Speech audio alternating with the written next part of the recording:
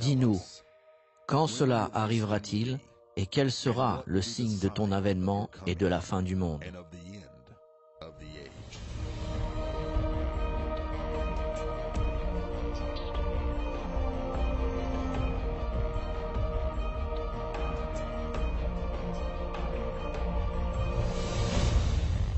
Notre sujet est Israël, l'horloge prophétique de Dieu. Croyez-le ou pas, Dieu a une horloge qui décompte le temps. La prophétie que nous allons examiner aujourd'hui et dans nos prochaines parties est une prophétie qui est marquée par une date.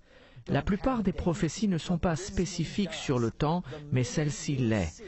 Quand vous verrez la réalisation de la prophétie appelée la confirmation de l'Alliance, vous saurez alors que nous sommes à 7 ans avant la bataille d'Armageddon et à 7 années de l'avènement de Jésus-Christ. C'est ce qui rend cette prophétie si exceptionnelle et si importante. Sans comprendre cette prophétie, nous ne pourrons pas percevoir le décompte du temps de Dieu par rapport au temps dans lequel nous vivons. Dans notre dernière leçon de comprendre la fin des temps, nous avons étudié l'histoire de la nation d'Israël et avons appris pourquoi ce pays, Israël, est devenu la terre promise. Nous avons appris au sujet du père de la nation d'Israël, Abraham, et au sujet des frontières de la terre promise, établies par Dieu. Nous avons vu dans l'Écriture là où Dieu a placé son nom sur le mont du Temple et ce lieu appelé le mont Morija. Nous avons étudié le premier temple et sa destruction en l'an 586 avant Jésus-Christ, puis les 70 années du premier exil d'Israël. Nous avons aussi étudié le deuxième temple, sa destruction en l'an 70 et les 1878 années du second exil d'Israël. La nation d'Israël a vu sa renaissance, selon la prophétie biblique, le 14 mai 1948. Et enfin, le mont du Temple fut repris par Israël durant la guerre des 6 jours en 1967. Nous voulons prendre un instant pour parler de cet événement important appelé la guerre des 6 jours. C'était époustouflant. Israël a vaincu tous ses ennemis en 6 petits jours. Voici ce qui s'est passé. Israël a pris possession du désert de Sinaï en Égypte, des monts du Golan en Syrie, ainsi que de la région biblique de Judée, la Samarie, la Jordanie, incluant la ville entière de Jérusalem. Tous ces territoires faisaient partie de la terre promise. L'événement triomphal était la prise de la ville de Jérusalem, et tout particulièrement du mont du Temple, où le Dieu Tout-Puissant a dit 37 fois dans l'Ancien Testament « Je mettrai mon nom ici ». Souvenez-vous que ce fut l'endroit où Abraham a levé son couteau au-dessus d'Isaac. C'est aussi l'endroit où Dieu a dit à David « Va, achète l'aire d'Aravna ». Ils sont donc de retour sur le mont du Temple, où s'était tenu le premier temple, ainsi que le deuxième temple, et où, selon la Bible, le troisième temple se tiendra bientôt. Quand les soldats israéliens ont finalement atteint le mont du Temple, les Arabes se sont sauvés, et quand les armes ont cessé, j'ai d'ailleurs un ami personnel qui était là ce jour-là, M. Gerson Salomon, faisait partie des forces de défense israéliennes et il était sur le mont du Temple. Et il a dit, les armes ont fait feu et dans la minute qui a suivi, les Arabes se sont enfuis. Et soudainement, ce fut le silence. Et les soldats qui étaient en train de tuer la minute auparavant, soudainement, des larmes commencèrent à couler sur leurs joues. Gershon m'a dit, nous étions tous en train de pleurer comme des bébés. Et là, nous étions à l'endroit où Dieu a dit « Je mettrai mon nom ici », l'endroit du premier temple, du deuxième temple. Et là, beaucoup d'entre nous ont compris que c'était le jour de la rédemption.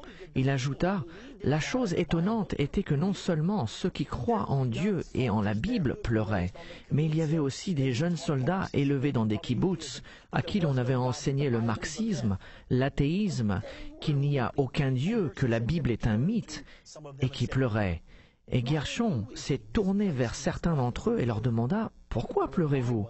Cet endroit est sans importance pour vous. » Et leur réponse fut « Nous ne savons pas pourquoi nous pleurons. C'est plus fort que nous. Il y a quelque chose d'exceptionnel qui se passe en ce moment. » Ce fut un jour étonnant, car cela faisait partie de la réalisation de la promesse de Dieu au peuple d'Israël. Le monde a suivi cette victoire stupéfiante avec admiration. Et quand la nouvelle fit le tour du monde du temple est entre nos mains. Les rois ainsi que les présidents ont su instinctivement qu'ils étaient témoins d'un événement biblique. Une autre chose s'est produite cette nuit-là dont je dois vous parler.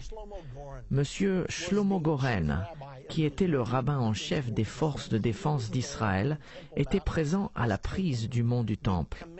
Le commandant en chef était le général Uzi. Et le rabbin Goren s'est tourné vers le général Uzi et lui a dit « Notre heure est venue. Prenons de la dynamite et faisons sauter le dôme du rocher. Faisons sauter la mosquée d'Al-Aqsa. Purgeons ce lieu saint de tout autel païen. » Et le général Uzi répondit « Assez, mon rabbin. » Mais Shlomo Goren a persisté et continue en disant « Vous entrerez dans l'histoire si vous le faites. Voici le moment de la rédemption. » Et le général Uzi lui a dit « Si vous n'arrêtez pas, je vais devoir vous mettre en prison. » Le rabbin Goren a baissé la tête et s'en est allé silencieusement. L'opportunité avait été perdue. Plusieurs personnes croyaient que si Israël avait détruit le dôme du rocher, la mosquée d'Al-Aqsa, et aussi commencé à rebâtir leur temple, que le Messie serait alors venu. Mais ce ne fut pas le cas. Israël a plutôt désobéi à Dieu.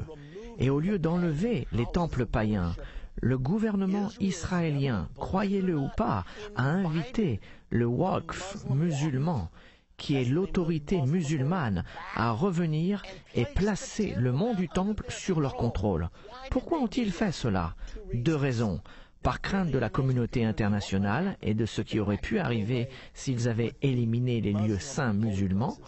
Et deuxièmement, le plus important, le gouvernement juif, étant laïque, n'a pas voulu provoquer un réveil religieux qui aurait pu le destituer de son pouvoir et apporter un renouvellement à la nation d'Israël tel qu'il était au temps biblique. Par conséquent, ils ont invité les musulmans à revenir en leur accordant le contrôle du mont du Temple. Ils n'ont pas fait ce que Dieu leur a dit, qui était de chasser les habitants de la terre promise, mais au contraire, ils ont tenté de coexister avec eux. Maintenant, je veux que vous regardiez ce que la Bible dit sur ce qu'Israël aurait dû faire. Cela se trouve au chapitre 33 de Nombre, en commençant au verset 50. C'est Dieu qui s'adresse à Moïse. « Parle aux enfants d'Israël et dis-leur, lorsque vous aurez passé le Jourdain et que vous serez entrés dans le pays de Canaan, vous chasserez devant vous tous les habitants du pays. Vous détruirez toutes leurs idoles de pierre. Vous détruirez toutes leurs images de métal fondu. Et vous détruirez tous leurs hauts lieux. » Le dôme du rocher et la mosquée d'Al-Aqsa étaient les hauts lieux élevés musulmans et Dieu a spécifiquement dit « Vous les détruirez.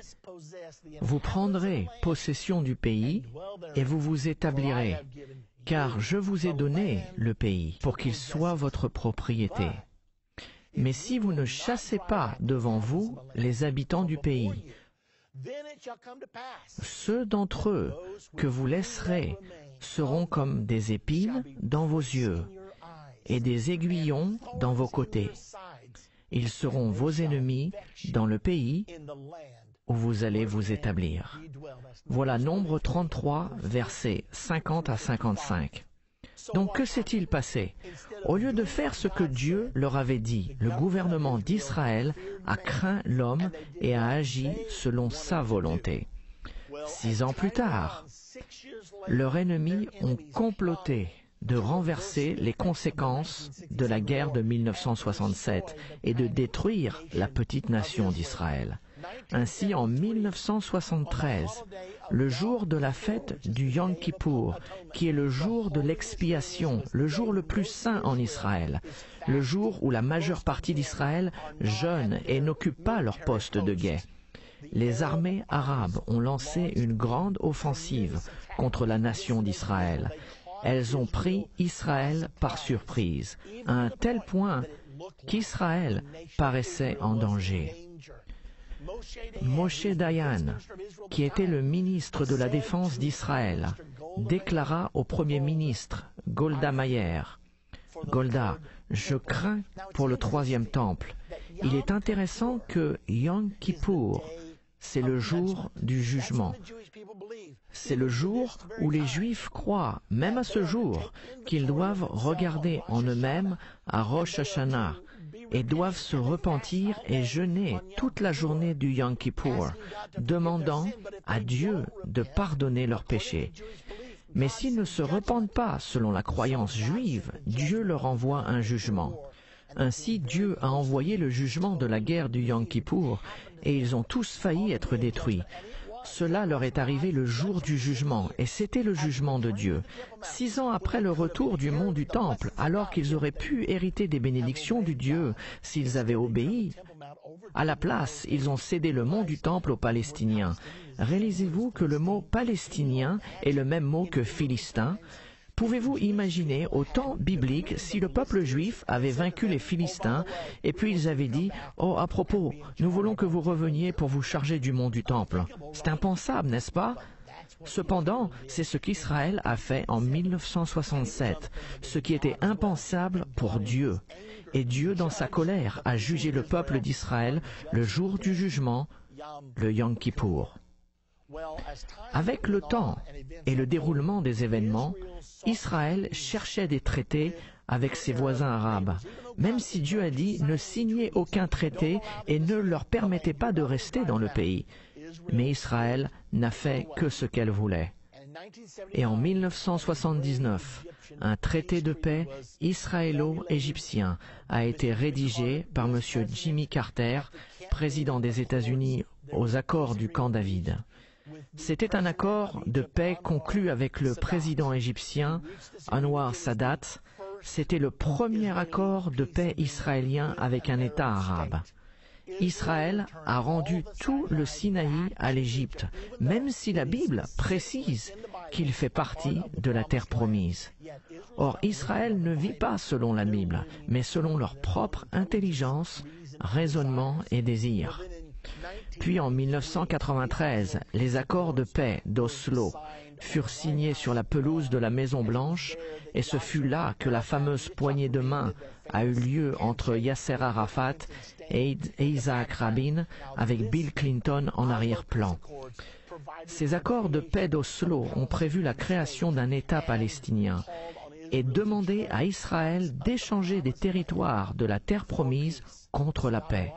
Est-ce que Dieu regardait le jour où cela s'est passé? Est-ce que Dieu a vu la poignée de main? Vous feriez mieux d'y croire. L'année suivante, parce que le train de paix était en route, un accord de paix israélo-jordanien fut signé. C'était en 1994. Mais cela n'a pas été sans conséquences. Monsieur Isaac Rabin était félicité par le monde, mais pas par Dieu. Et en novembre 1995, Monsieur Isaac Rabin fut assassiné par Yigal Amir. Il était un avocat religieux de droite qui croyait fermement qu'il fallait tuer celui qui céderait la terre promise. Ainsi, il tua Isaac Rabin. Alors que les événements suivaient leur cours jusqu'à l'an 2000, le président Bill Clinton, une fois de plus, a voulu essayer d'apporter la paix au Moyen-Orient.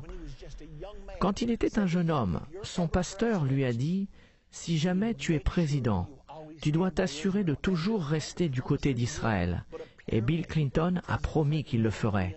Mais apparemment, le président Bill Clinton n'a pas entièrement compris la signification de cette promesse. Car le voici en train de faciliter un traité de paix où Israël a une partie de la terre promise, mais pas sa totalité. Et Clinton, Ehud Barak, le premier ministre d'Israël, et Yasser Arafat, le président de l'autorité palestinienne, se sont rencontrés pendant 14 jours à Camp David et ont essayé de trouver un accord de paix. Le président Clinton a fait tout son possible pour y arriver, mais ce fut en vain. Quand ils sont arrivés sur le sujet du mont du Temple, ils se sont dit « Qu'allons-nous faire ?» Arafat a dit « Désolé, c'est notre troisième lieu saint, nous ne le céderons jamais, nous y avons nos endroits de prière. » Et Ehud Barak a dit « Mais vous avez votre premier lieu saint à la Mecque, vous avez votre deuxième lieu saint à Madina, nous, Juifs, nous n'avons même pas notre premier lieu saint. » Arafat répondit « Désolé, nous ne pouvons pas le céder. » Et Barak a dit « Mon peuple ne permettra jamais de le céder. » Le président Clinton a donc suggéré « Pourquoi ne pas le partager? Il y a de la place pour tout le monde. Vous pouvez tous y prier ensemble. J'en suis sûr que ça plaira à Dieu, même si cela ne plaisait pas à Dieu, mais c'était l'idée de Clinton. Je n'oublierai jamais le jour où j'ai vu dans les journaux Clinton propose le partage du mont du Temple. J'ai su que je lisais quelque chose de prophétique, car dans la Bible, il est dit qu'à la venue de l'accord de paix, le mont du Temple sera placé sur un arrangement de partage. Dans le chapitre 11 de l'Apocalypse, au verset 1 et 2, il est dit à Jean de mesurer le temple juif, mais de ne pas mesurer la cour extérieure du temple, car elle sera piétinée par les païens. Il dépeint une image 42 mois avant Armageddon, du mont du temple sous un arrangement partagé. Et c'est exactement cela qui a été proposé à Camp David en l'an 2000. Nous vivons actuellement les prophéties bibliques. Si nous ne le réalisons pas, nous manquons un des plus passionnants aspects du temps présent dans lequel nous vivons. C'est un temps passionnant. Barak a fait de son mieux pour arriver à un accord de paix. Il pensait que s'il obtenait un accord, même si c'était de céder plus que ce qu'il aurait dû, que les Israéliens étaient si las des conflits qu'ils revoteraient pour lui, car ils étaient en campagne électorale contre Ariel Sharon. Ainsi, la nouvelle était annoncée qu'il a finalement capitulé et a dit « Vous pouvez reprendre le mont du Temple et nous rétablirons les frontières de 1967. » Ariel Sharon, sur ses paroles, a décidé d'aller visiter le mont du Temple. Et avec la permission de Yasser Arafat et des autorités religieuses, il a dit « J'aimerais juste faire une visite au mont du Temple. » Et ils lui ont répondu « Ne priez pas, ne faites pas de grandes déclarations, assurez-vous juste que tout est fait dans les règles. » Donc, le 28 septembre, M. Ariel Sharon est allé sur le mont du Temple et il a fait cette déclaration ce jour-là. On ne cédera jamais le mont du Temple. Et il est à nous pour toujours. Yasser Arafat cherchait une excuse. Il savait que Camp David était un échec. Et puisque nous ne pouvons pas obtenir un accord de paix, reprenons la confrontation. Le lendemain même, le 29 septembre, il a publié l'ordre. Il est temps pour la deuxième Antifada. Le terme Antifada signifie soulèvement. La première Antifada a duré de 1987 à 1993. Elle a pris fin lors des accords d'Oslo. Mais en l'an 2000, la deuxième Antifada revint en force. Pendant la deuxième Antifada, 1000 Israéliens sont morts, ainsi que 5500 Palestiniens. Nous avons vu beaucoup d'attentats dans les autobus, ainsi que des attentats suicides. N'oubliez pas ce que Dieu a dit. Si vous ne les chassez pas, ils deviendront des épines dans vos yeux et des aiguillons dans vos côtés. Tout ceci se passe en ce moment. Finalement, en l'an 2002, le secrétaire d'État des États-Unis, Colin Powell, a décidé qu'Israël et les Palestiniens n'arriveraient jamais à forger une alliance de paix entre eux. Il a donc décidé de former une nouvelle alliance appelée le Quartet. Il a invité la Russie, l'Union européenne, les États-Unis et les Nations unies, les 4 puissances appelées le Quartet, pour former un accord de paix, pour dire aux Palestiniens et aux Israéliens, il n'y a qu'un seul moyen à la paix, et le voici. Il s'appelle la carte des routes pour la paix. Vers décembre de cette année 2002, ils ont rédigé ce document qui a été présenté aux Palestiniens et aux Israéliens au printemps 2003.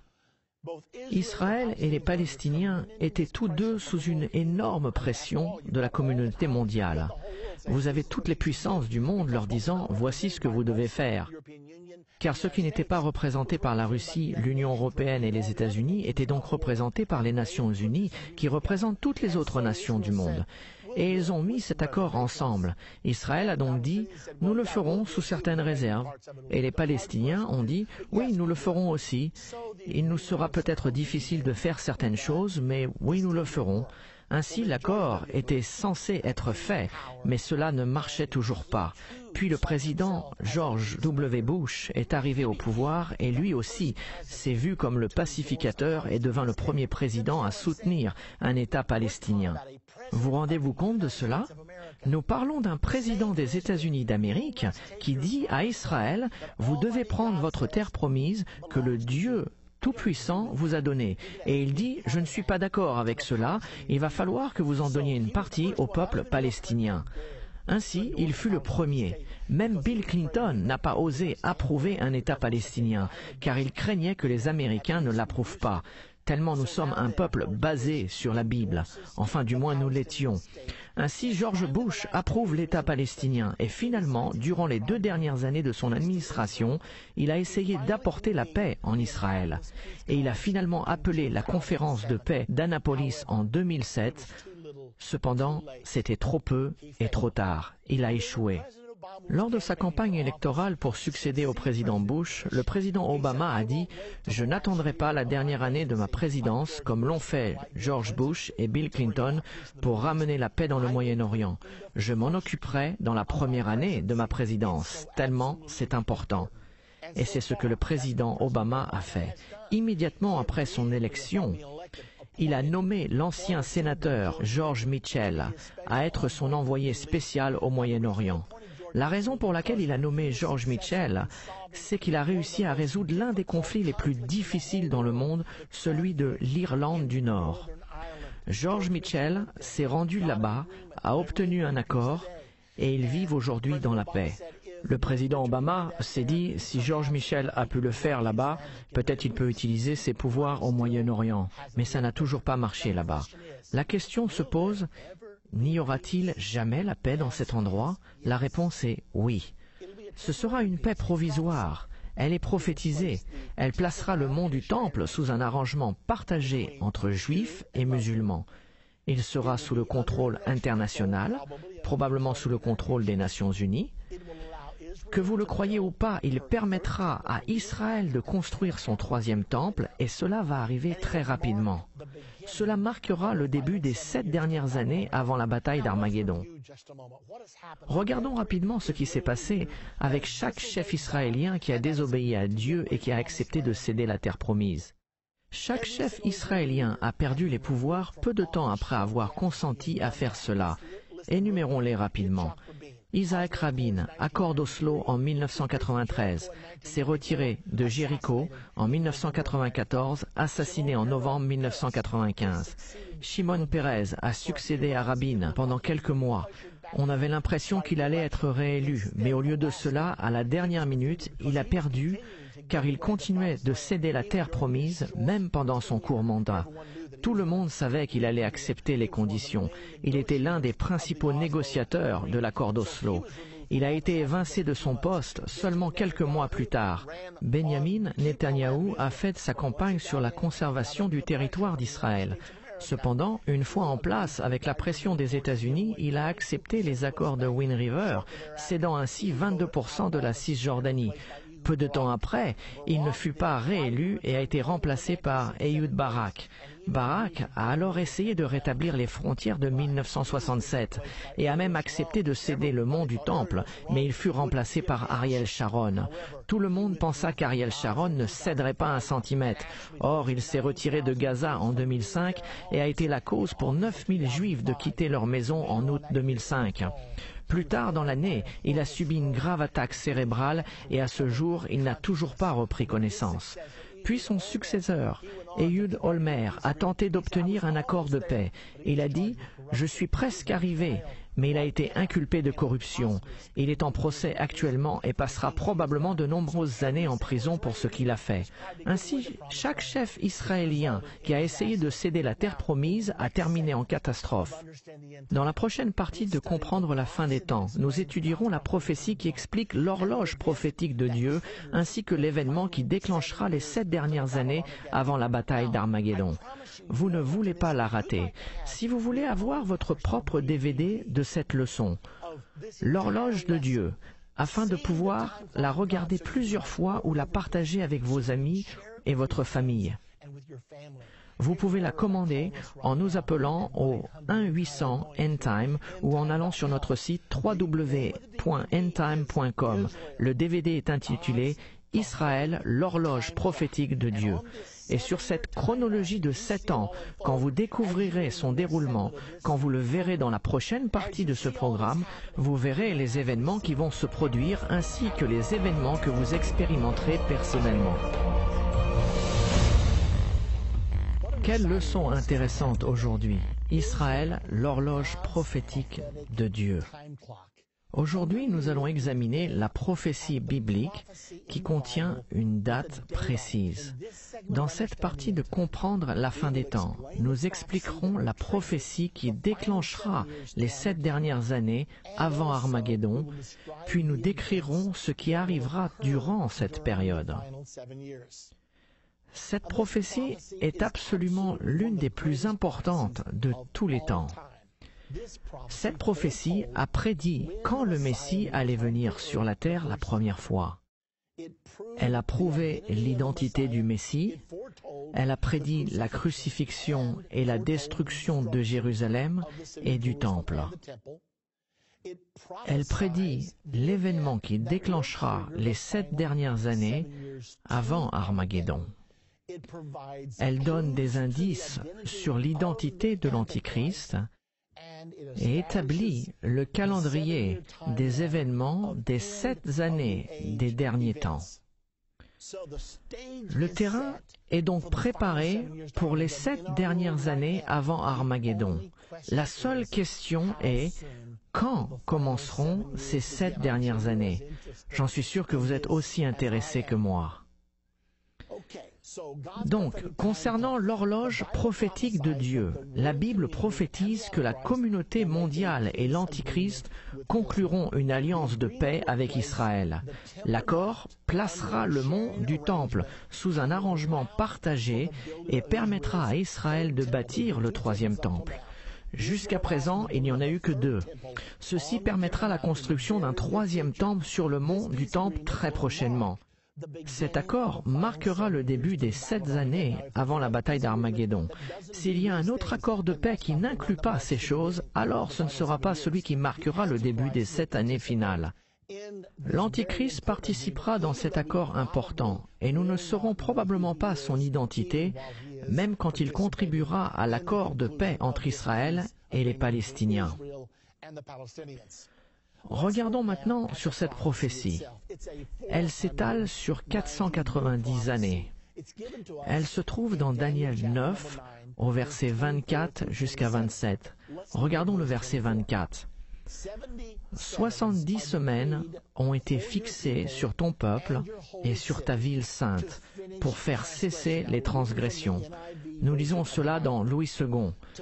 Pour mettre fin au péché, pour racheter la méchanceté, pour apporter la vertu éternelle et pour sceller la vision et la prophétie. Qu'est-ce que cela nous dit? 70 fois 7 indique une période de 70 fois 7 ans. Je ne prendrai pas le temps de le prouver maintenant, mais c'est possible de le faire. Il s'agit donc d'une période de 70 fois 7 ans, ou 7 années multipliées par 70 fois, ce qui fait 490 années. Il s'agit donc d'une prophétie de 490 années. Les 490 années commencent avec l'ordre de reconstruire Jérusalem. Nous savons que Jérusalem a été détruit en l'an 586 avant Jésus-Christ.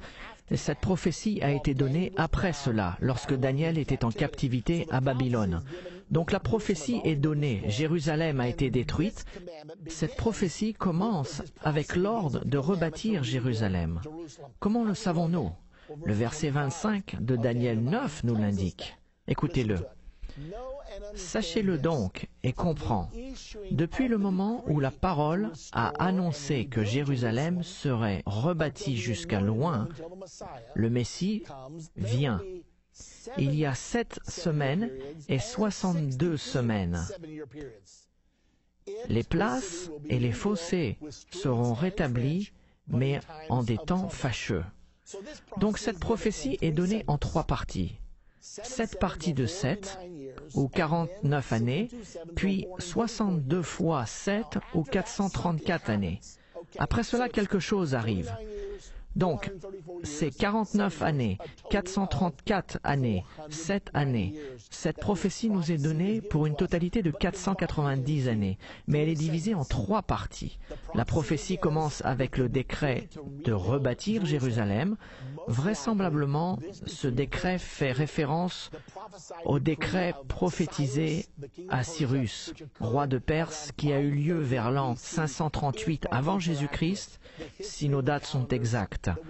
L'histoire et les calendriers que nous avons de cette période ne sont pas très fiables.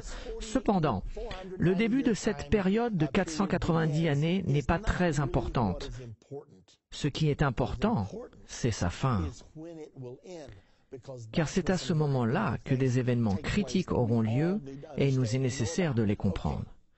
Donc, les 49 années et les 434 années se terminent avec le retranchement du Messie, car cela nous est dit dans le verset 26.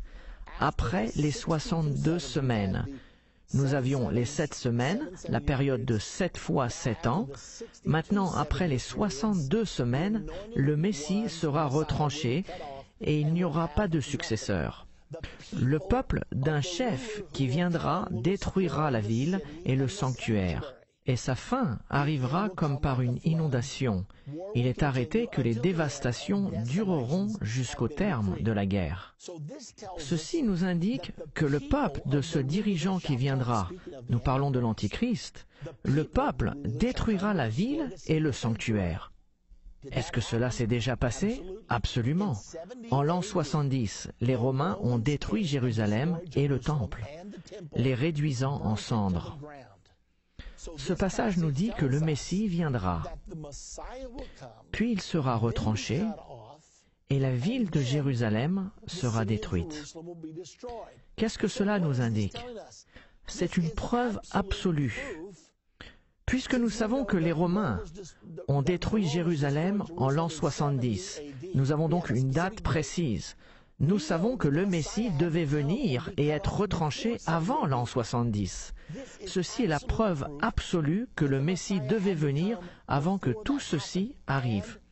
Est-il venu? Jésus était le Messie, il est venu, il a été retranché, exactement comme l'Écriture l'a dit, et la ville de Jérusalem a été détruite par les Romains. Quand l'Antichrist viendra, il régnera sur un nouveau Saint-Empire romain. Maintenant, cela nous ramène à un point important, qui est comment expliquer l'écart. 2 événements devaient se produire après cette période de 483 années.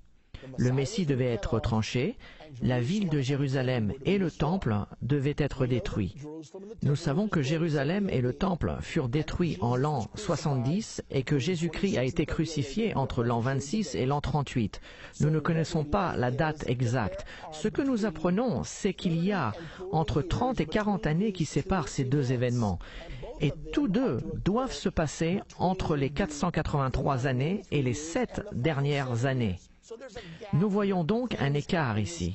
Des choses se passent pendant cet écart et c'est la raison pour laquelle la prophétie nous est donnée par segments. La prophétie n'indique pas la durée de cet écart. Cependant, nous savons aujourd'hui que cet écart est environ de 2000 ans. Nous en saurons davantage dans la suite de cette leçon. Pour l'instant, mettons de côté cet écart et regardons les 7 dernières années. Au verset 27, « Il fera une solide alliance avec plusieurs pendant 1 semaine. et durant la moitié de la semaine, il fera cesser le sacrifice et l'offrande. Le dévastateur commettra les choses les plus abominables, jusqu'à ce que la ruine et ce qui a été résolu fondent sur le dévastateur. Qu'est-ce que tout cela signifie? Nous devons savoir certaines choses concernant le verset 27. Premièrement, qui est ce « il » qui fera une solide alliance? Numéro 2, qu'est-ce que l'alliance? Numéro 3, qu'est-ce qu'une solide alliance? Numéro 4, quels sont ces sacrifices qu'il va faire cesser? Et quel est cet événement appelé l'abomination de la désolation? Voici beaucoup d'informations dans ce petit verset, mais ce sont ces choses qui se passeront durant la période des 7 dernières années. Répondons donc à ces questions. Tout d'abord, qui est-il? Il fera une solide alliance. La réponse est facile, car il fait 3 choses. Il fait une solide alliance, il fait cesser les sacrifices et les offrandes, et il ramène l'abomination de la désolation. Si vous lisez 2 chapitres plus loin dans Daniel, au chapitre 11, les versets 21 et 22 disent que l'Antichrist sera le chef de l'alliance. Donc c'est l'Antichrist qui fait l'alliance. Le verset 31 dit que l'Antichrist et ses partenaires feront cesser les sacrifices et les offrandes. Puis le verset continue et nous dit qu'ils dresseront l'abomination du dévastateur. C'est donc l'Antichrist qui fait l'alliance, l'Antichrist qui fait cesser les sacrifices et les offrandes, et c'est l'Antichrist qui ramène l'abomination de la désolation. C'est facile. Nous savons que il est l'Antichrist. Question numéro 2. Qu'est-ce que l'alliance? Genèse 15, verset 18, tout au début, dans le premier livre de la Bible, il nous est dit « En ce jour-là, l'Éternel fit alliance avec Abraham et dit « Je donne ce pays à ta postérité, depuis le fleuve d'Égypte jusqu'au grand fleuve, au fleuve de l'Euphrate. » Dieu dit à Abraham « Je ferai une alliance avec toi, et ta postérité héritera cette terre. » Il s'agit de la description de la terre promise, et voici l'alliance d'Abraham, que la nation d'Israël aura sa propre patrie en Israël. Si ça, c'est l'alliance, qu'est-ce que la solide alliance qui déclenchera les 7 dernières années? La Bible nous dit que quand le pacte de paix du Moyen-Orient sera signé, l'Antichrist et la communauté internationale confirmeront le droit d'existence d'Israël dans la Terre sainte. Ce sera la confirmation du droit d'existence d'Israël en ce lieu. Aujourd'hui, les ennemis d'Israël lui refusent ce droit. La majorité des pays arabes ne reconnaissent pas encore son droit d'exister. Quand cette alliance sera confirmée, alors les 7 dernières années avant Armageddon et le retour de Jésus commenceront. Voilà pourquoi nous disons que cette prophétie a une date précise. De quel sacrifice parlons-nous? Le pacte de paix du Moyen-Orient placera le mont du Temple sous un arrangement partagé entre les musulmans et les Juifs. Ceci nous est dit dans Apocalypse 11 au verset 1 et 2. Jean a reçu l'ordre de mesurer le Temple. Ne mesure pas la cour extérieure, elle sera piétinée par les païens. Voici une image du mont du Temple et de l'arrangement partagé. Israël sera autorisé à construire son temple. Il est dit ici que Jean a reçu l'ordre de mesurer le temple. Il ne peut pas mesurer un temple s'il n'y en a pas. Nous verrons plus loin que l'Antichrist se tiendra dans le temple. Vous ne pouvez pas vous tenir dans un temple qui n'existe pas. Il y a donc un temple construit sur le mont du temple. Et quand le temple sera achevé, des sacrifices d'animaux seront apportés comme dans l'Ancien Testament. Ce sont ces sacrifices que l'Antichrist va cesser, probablement à cause des activistes des droits des animaux. Il les fera donc cesser. Et finalement, il nous est dit qu'il ramènera l'abomination de la désolation. L'abomination de la désolation est mentionnée plusieurs fois dans l'Écriture. Par exemple, lorsque Jésus enseigne la prophétie dans Matthieu 24 au verset 15, écoutez ce que Jésus dit. C'est pourquoi, lorsque vous verrez l'abomination de la désolation, dont a parlé le prophète Daniel, établi en un lieu saint, que celui qui lit fasse attention. Nous apprenons ici une chose importante. L'abomination de la désolation se tient dans le lieu saint. Le lieu saint se trouve dans le temple, ou au moins sur le mont du temple. Ainsi, l'abomination de la désolation sera lorsque l'Antichrist se tiendra dans le temple, déclarant qu'il est Dieu. L'apôtre Paul l'a décrit plus en détail dans 2 Thessaloniciens 2 au verset 3 et 4. Il dit que personne ne vous séduise d'aucune manière, car il faut que l'apostasie soit arrivée auparavant, et qu'on ait vu paraître l'homme impie, l'Antichrist, le fils de la perdition, l'adversaire qui s'élève au-dessus de tout, ce que l'on appelle Dieu, de ce qu'on adore.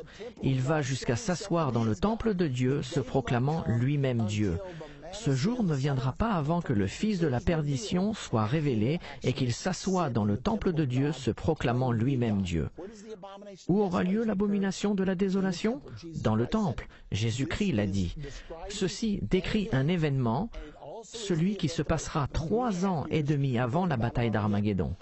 Donc, l'Antichrist se tiendra dans le temple, se proclamant Dieu. Comment le fera-t-il? Je ne sais pas. Qu'ils disent « je suis l'ultime autorité ici » ou autre chose, je ne peux pas vous le dire. Mais quand cela arrivera, nous le saurons. Et c'est cet événement qui est l'abomination de la désolation. Parce que le Dieu Tout-Puissant a dit 37 fois dans l'Ancien Testament « je mettrai mon nom sur le mont du Temple ». Et c'est pour cette raison que l'Antichrist, qui sera probablement possédé par Satan à ce moment-là, se tiendra dans le Temple pour dire « je suis l'ultime autorité ici ». Et cet événement s'appellera l'abomination de la désolation. Donc récapitulons. L'Antichrist, regardons dans Daniel 9, 27, il fera une solide alliance avec plusieurs pour une semaine, et au milieu de la semaine, il fera cesser le sacrifice et l'offrande, et il ramènera l'abomination de la désolation. Il est donc l'Antichrist. Il confirmera le droit d'existence d'Israël dans la Terre Sainte pendant 7 ans. Au milieu de cette période de 7 ans, l'Antichrist fera cesser les sacrifices et se proclamera lui-même Dieu. Voici la vue d'ensemble. Maintenant, examinons-la de plus près. 2 événements dans les 7 dernières années. Nous avons mis cela dans une chronologie pour vous donner une idée du temps, afin de vous aider à comprendre ces événements qui arrivent. Ces choses vont bientôt se dérouler devant nos yeux, dans nos journaux télévisés. Certains sont déjà en cours. Donc, les 7 dernières années commencent avec la confirmation de l'Alliance. Une fois de plus, de quoi s'agit-il? C'est quand la communauté internationale, Israël et les Palestiniens, accepteront le droit d'existence d'Israël, revendiquant l'alliance entre Dieu et Abraham qui se trouve dans Genèse 15, 18. La confirmation de l'Alliance est donc une prophétie avec une date précise. À partir de ce moment, il y aura 7 ans avant Armageddon et l'avènement de Jésus-Christ. Une fois que cela est arrivé, le système de gouvernement mondial prendra rapidement son pouvoir. Mais ce ne sera pas encore le contrôle total. Nous le voyons déjà avec la mondialisation, que le gouvernement mondial prend de l'envergure. Nous avons déjà la Cour mondiale, la Banque mondiale, l'Organisation mondiale de la santé et l'Organisation mondiale du commerce. Beaucoup d'institutions mondiales sont créées en ce moment. Toutes ces choses s'intensifieront quand les 7 dernières années commenceront à la confirmation de l'Alliance.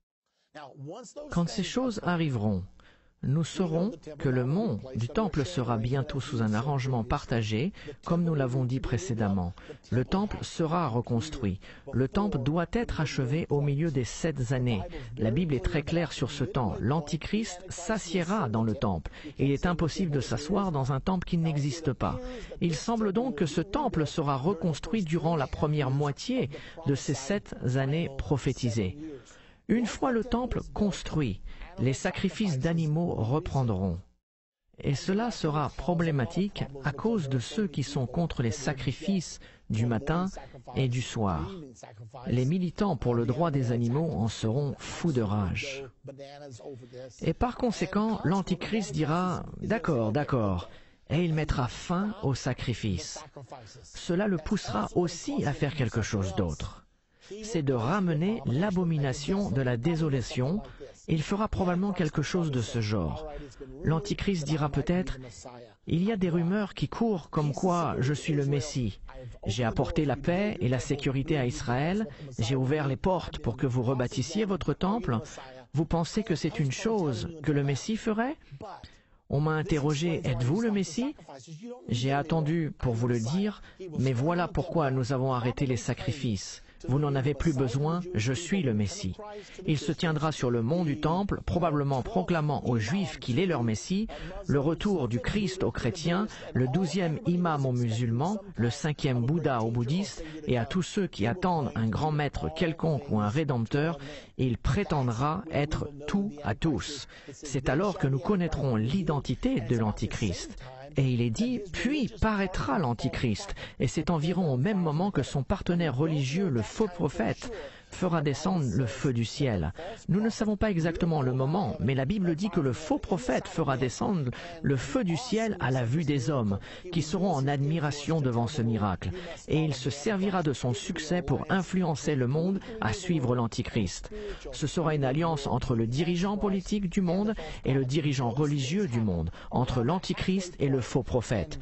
Ces choses arriveront vers le milieu des 7 années, et l'Antichrist proclamera qu'il est Dieu exactement au milieu des 7 années. Et c'est ça l'abomination de la désolation. Quand l'abomination de la désolation arrivera, les Juifs de Judée devront fuir. C'est Jésus qui a dit cela. Quand vous verrez l'abomination de la désolation, que ceux qui vivent en Judée fuient, car la détresse sera si grande comme il n'en a point eu de pareil et qu'il n'en aura jamais.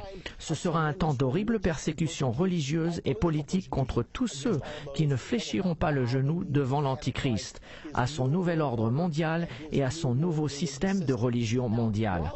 Pendant que l'Antichrist et le faux prophète commenceront leur ministère, 2 témoins commenceront également les leurs. Ce seront des envoyés de Dieu. Pendant que l'Antichrist et le faux prophète prêcheront le message de Satan, les 2 témoins prêcheront ce que Dieu leur a donné de prêcher. Le résultat sera un grand réveil en Israël, surtout parmi les Juifs. La majorité d'Israël ne sera pas encore tournée vers Jésus, mais une partie d'entre eux le sera. Selon Zacharie 12:7, qui nous dit « L'Éternel sauvera d'abord les tentes de Juda » et ce réveil continuera même pendant la grande tribulation. Vous pouvez voir sur notre chronologie que c'est pendant les 3 dernières années et demie que la marque de la bête sera mise en place et qu'elle deviendra plus présente durant cette dernière période de 3 ans et demi. L'Antichrist voudra contrôler chaque personne sur Terre. La Bible nous dit que pour recevoir la marque qui sera nécessaire pour participer à l'économie, il va falloir faire une chose que l'on ne devra jamais faire. C'est d'adorer l'Antichrist et prêter serment à son gouvernement mondial. La Bible nous dit que celui qui fait cela sera condamné à jamais. Donc nous ne pouvons pas le faire. Et néanmoins, il faudra le faire afin de pouvoir participer à l'économie. C'est pour cette raison que cette période est appelée la Grande Tribulation. Une fois que nous aurons surmonté ces 3 ans et demi, nous arriverons à la fin des 7 dernières années. Et à ce moment-là, la communauté mondiale, sans aucun doute l'ONU, gardien de la paix mondiale, envahira Israël pour une raison quelconque. Serait-ce à cause du refus d'Israël de céder ses armes nucléaires? Nous ne savons pas exactement la raison. Une résolution sera prise contre Israël et la communauté mondiale envahira Israël. La Bible nous dit dans Zacharie 14:2, « Toutes les nations attaqueront Jérusalem. Ceci déclenchera la bataille d'Armageddon ainsi que la deuxième venue de Jésus-Christ. » À la seconde venue de Jésus-Christ, l'Antichrist et le faux prophète seront détruits et le gouvernement humain disparaîtra et nous couronnerons Jésus-Christ, roi des rois et seigneur des seigneurs. Nous devons donc nous poser cette question. Où en sommes-nous maintenant? Plusieurs signes montrent que les 7 années peuvent arriver rapidement. Nous savons que le traité de la paix du Moyen-Orient fera 3 choses. Il établira les frontières définitives d'Israël, il placera le mont du Temple sous un arrangement partagé et sous l'autorité internationale, et il permettra à Israël de rebâtir son 3e temple. Actuellement, le traité de paix du Moyen-Orient est une grande priorité pour la communauté internationale. Ils veulent sa réalisation. De plus, dans de récentes négociations, les négociateurs ont indiqué qu'un accord sur les frontières était possible. Toutefois, le mont du Temple est un point problématique aujourd'hui. Les deux présidents, Clinton et Obama, ont conclu que la seule solution est de placer le mont du Temple sous un arrangement partagé, exactement comme nous le dit la Bible. De plus, les préparatifs pour la construction du Temple ont déjà commencé. Les matériaux sont prêts à cet instant même où je vous parle. Le scénario le plus probable est le suivant. La Troisième Guerre mondiale aura lieu. Nous n'avons pas encore parlé de ce sujet. Apparemment, elle arrivera juste avant le début des 7 dernières années. La Bible parle d'un conflit qui tuera un tiers de l'humanité, 2 milliards de personnes. À la suite de ce conflit, il y aura un cri sans précédent pour la paix. Il nous faut avoir la paix. Avec 2 milliards de morts, le cri pour la paix sera absolument assourdissant et provoquera la communauté mondiale, Israël et les Palestiniens à conclure ce pacte de paix prophétisé. Alors, le troisième temple sera rebâti. La ferveur religieuse provoquée par 2 milliards de morts poussera le monde à dire « Laissez-les reconstruire leur temple. Peut-être que cela nous aidera à trouver grâce aux yeux de Dieu. » Donc, regardons cette prophétie une nouvelle fois. L'horloge prophétique de Dieu, la prophétie avec une date précise. La communauté mondiale et l'Antichrist feront un pacte de paix avec Israël. Ils essayent de le faire en ce moment. Ce pacte placera le mont du Temple sous un arrangement partagé. Cela a déjà été proposé. Ce pacte permettra la reconstruction du troisième temple d'Israël sur le mont du Temple. J'étais récemment en Israël et j'ai vu la maquette, je l'ai visitée, j'ai vu l'autel d'airain, j'ai vu la cuve, j'ai vu les chandeliers. Tout est préparé pour cet événement. Dans peu de temps commenceront les 7 dernières années. J'espère que vous êtes tous prêts pour cela. Ce sera un événement fabuleux.